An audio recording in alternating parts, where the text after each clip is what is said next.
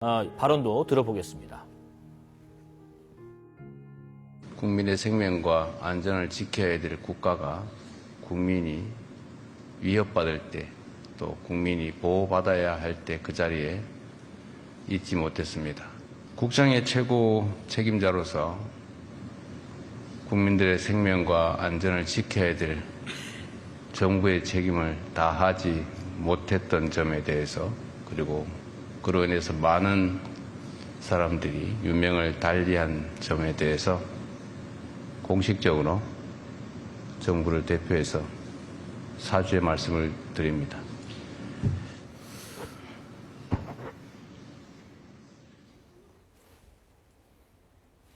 정부를 대표한 공식 사과였습니다. 유가족분들에게 혹시 이 사과가 어떤 점에서 와닿았다면 특히 어떤 부분에서 특히 중요하게 좀 와닿았다고 생각하시나요? 우선 저희가 정부로부터 어떤 응답을 받은 게 네. 거의 처음이지 않을까 싶어요. 정부로부터 어떠면 이런 공식적인 사과일 수도 있고, 이건 저희의 굉장히 중요한 의미이기도 하고요. 또 어떻게 보면은 이 사과가 저희 앞으로의 이태원 참사에 해결해 나가는 과정에 있어서 굉장히 중요한 시작이 될 수도 있겠다는 생각은 들더라고요. 그래서 사과에서 멈추지 않고 이제 제대로 된 조사나 재발 방지 대책까지, 이런 후속 대책까지 좀 이러한 조치가 좀 이어졌으면 하는 바람이 있습니다. 3년 1000일이 다 돼서야 일단 사과, 응답부터 받은 것 같다. 그렇죠. 그다음 이제 차근차근 시작인 것 같다는 말씀해 주신 것 같은데, 이날 송 위원장님께서도 정부에 크게 3가지를 요청하셨더라고요. 그중에 첫 번째가 정부의 진정성 있는 사과와 애도, 또 두 번째가 진상규명에 필요한 그 참사 당일의 모든 기록을 좀 공개해달라라는 요청이 있었던 것 같은데, 잠시 들어보겠습니다. 저희는 억장이 무너지는 가슴을 부여잡고 거리로 나섰습니다. 대통령님, 저희 한 번만 만나 주십시오. 우리 159명의 억울함을 제발 좀 들여다봐 주십시오. 이 아이들의 이름을, 꿈을 잊지 말아 주십시오. 하지만 메아리처럼 들려온 것은 차갑고 긴 침묵뿐이었습니다. 이태원 참사 관련 정보를 빠짐없이 공개하고 특조위에 제공하여 특조위가 제대로 진실을 밝힐 수 있도록 해주십시오. 참사 당일 관련 부처 간의 소통 내용, 현장 대응 지시사항 등 모든 기록이 공개되어야 합니다.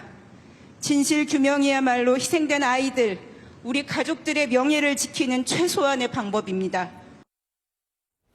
지금 그 참사 당일에 기록들이 특조위에 제공되지 않았다. 그래서 공개해달라고 하셨는데 몇 가지 언급하셨습니다만은 구체적으로 어떤 기록들이 어떤 의미에서 제공되어야 된다고 생각하시는 건지 들어보겠습니다. 우선 특조위 조사가 지난달에 시작이 네네. 되었거든요. 네. 조사가 이제 진행이 되려면 자료 확보가 되어야 되는데, 기존에 경찰, 검찰에서 수사나 했었던 그런 자료들을 받아야 될 거 아니에요. 근데 저희 특별법상에 특조위가 필요시에 이런 자료 요청을 하더라도 꼭 제출을 해야 한다는 강제 조항이나 이런 게 명시되어 있지 않아요. 그래서 그런 부분 때문에 자료 확보가 현재 좀 어렵다고 들었습니다. 근데 그 자료들이 예를 들면 부처 간에 뭐라고 소통했는지, 현장에서 그렇죠. 뭐라고 지시를 하고 응답이 왔는지, 이런 내용들 네. 아주 어떻게 보면 기초적인 자료부터 중간에 이제 현장 대응을 그래서 어떻게 조치를 했는지 이런 방법적인 내용들까지 모든 기록들이 좀 제공돼야 된다는 말씀이신 것 같아요. 네. 근데 그것들이 또 지금은 강제성이 없다 보니까 줘도 그만 안 줘도 그만인 네, 상태로 맞습니다. 남아 있는 것 같고요. 이재명 대통령이 또 특조위 조사 한 달 만에 강제 수사를 지시를 또 했습니다. 네. 경찰 또 검찰이 참여하는 이태원 사건 조사단 편성을 지시를 했더라고요. 지금 특조위가 피해자 직권 조사를 진행 중이라고 들었는데 이거는 구체적으로 어떤 조사가 진행 중인 거예요? 우선 지금 현재는 조사 신청을 받고 있는 과정이라고 저희는 들었어요. 그래서 저희 유가족 대표 이제 공통의 1호 조사를 신청을 했고, 네. 이제 저희 유가족 1인별로 최종적으로 나의 품에 아이가 돌아오기까지 어떠한 일이 있었는지 그에 대한 지금 조사 신청을 받고 있는 과정입니다.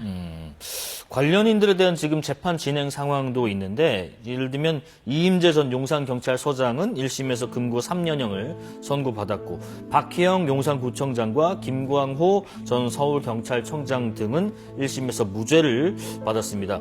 이 재판 결과에 대해서 유가족 입장은 어떤지도 궁금해요. 먼저 박희영 지금 현재 용산구청장인데요.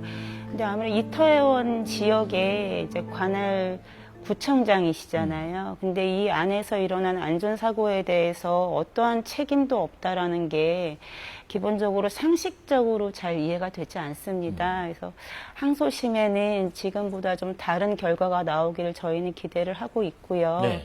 그다음에 이제 김광호 전 서울경찰청장 같은 경우에도 그날 그 참사 당시 현장에서 경찰 기동대를 파견을 할 수 있는 건 김광호 경찰청장의 지시가 있어야 가능한 일이었거든요. 그래서 왜 그날 그 자리에 경찰이 파견되지 않았는지에 대해서도 좀 조사가 좀 잘 이루어졌으면 좋겠습니다. 그러니까 뭐 어떻게 보면 이제 대단한 것을 바라는 것이 아니라 그 사람의 책임에 맞는 합당한 처벌을 지금 원하시는 거고 지금 항소심을 기다리시는 상황이신 것 같아요. 유가족 협의회에서 그 윗선에 대한 전면 재수사도 지금 요구하고 계신 것 같은데 이 부분은 왜 필요한지 입장을 좀 들어보겠습니다.